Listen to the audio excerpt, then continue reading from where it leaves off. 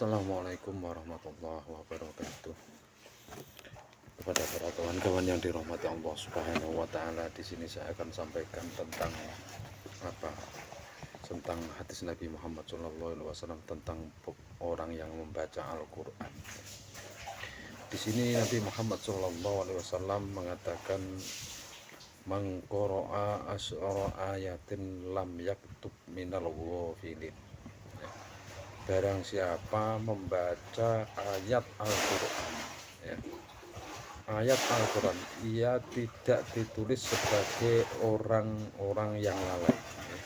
Itu 10 ayat, ya. Mengqara'a asyara ayatin. Barang siapa membaca ayat Al-Quran 10 ayat saja, ya, itu dicatat Allah Subhanahu wa taala bukan termasuk orang-orang yang lalai kepada Allah Subhanahu wa taala. Lamang qara'a fi yaumin wa lailatin khamsina ayah lam yaktub minal ghafilin. Juga seperti itu. Ada juga hadis yang mengatakan bahwa siapa yang sehari semalam membaca Al-Qur'an 50 ayat, maka dia tidak akan dicatat sebagai orang yang Lawamang qara'a mi'ata ayatin kutiba minal qanitin.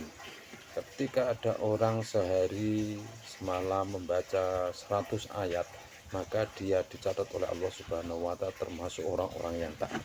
Ya, termasuk orang yang taat ketika kita membaca 100 ayat misalnya dalam satu hari satu malam. Lah ketika orang yang membaca 200, wa man qara'a mi'atai ayatin lam yuhajjahul qur'anu yaumal qiyamah. Barang siapa membaca Al-Quran 200 ayat, maka nanti di yaumul qiyamah, ya, nanti dia tidak akan diprotes oleh Al-Quran. Al-Quran tidak akan menuntut karena sampean sudah membaca 200 ayat per hari.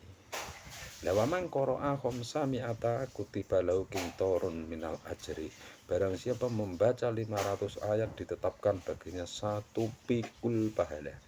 Ketika kita mampu membaca 500 ayat satu hari satu malam, insya Allah itu pahalanya kita itu banyak. Ibaratnya kita itu 1 pikul pahala kita itu, ibaratnya gitu. Nanti juga memperberat timbangan kita di akhir. Nah, ini pentingnya walaupun sesibuk apapun diri kita, usahakan ya, walaupun 10 ayat 50 ayat kita baca Al-Quran seperti itu, karena Al-Quran itu bisa menyafaati kita besok di yaumul qiyamah. Semoga manfaat, semoga bisa menjadi tambahnya ilmu buat diri kita semua. Amin amin ya rabbal alamin.